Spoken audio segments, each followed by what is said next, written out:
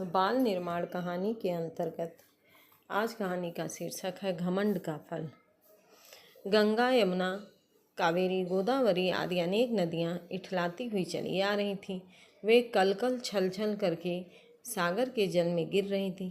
समुद्र बड़े ध्यान से उनका आना देख रहा था। उसने देखा कि किसी नदी का जल सफ़ेद है और किसी का हरा है, किसी का नीलम है झलक। उसने देखा कि नदियाँ के वेग के साथ कहीं बड़े बड़े पहाड़ी पत्थर भी चले आ रहे हैं, कहीं विशालकाय पेड़ तैर रहे हैं, कहीं घास फूल पत्ते दिख रहे हैं।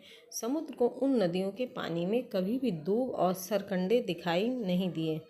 गंगा जब पास आई तो समुद्र ने पूछा, हे गंगे, मैं देख रहा हूँ तुम सब नदियाँ बड़े बड़े वृक्षों पत्थरों को बड़ी सहजता से बहाती हुई चली आ रही हो। तब मैंने किसी के जल में सरकंडे बहते नहीं देखे। क्या बात है, तुम्हारे रास्ते में नहीं पड़ते हैं या फिर तुम उनसे बहुत छोटा समझकर बात नहीं करती हो? गंगा बोली, नहीं स्वामी, ऐसा नहीं है। सरकंडों का तो वन का और वन हमारे किनारे उगाते हैं। हम उनसे कल कल करके घंटों बातें भी करते रहते हैं। सरकंडा छोटा है तो क्या हुआ, बड़ा ही विनम्र है। उसे पता है कि किस स्थिति में क्या करना चाहिए। हमारी लहरें जब तट को तोड़कर बहती हैं, जब हमारा जल सरकंडों तक पहुंच जाता है तो वे झुक जाते हैं। झुकते भी उसी ओर हैं जिस तरफ हमारा बहाव होता है।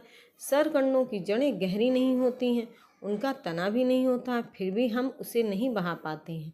जैसे ही हमारा पानी उतरता है वह फिर शान से खड़ा हो जाता है और हंसते हंसते जीता है। तेज़ हवा चलती है तब भी वह नहीं यही करता है। इतने बड़े बड़े वृक्ष कैसे ढह जाते हैं? समुद्र ने पूछा।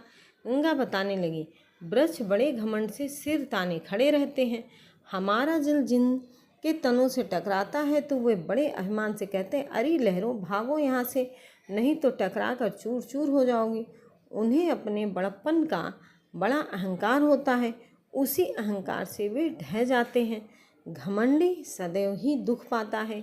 समुद्र ने सोचा, वही उन्नत कर पाता है जो व्यर्थ का अभिमान नहीं करता, चाहे वह रूप का हो, धन का हो या फिर शक्ति का हो।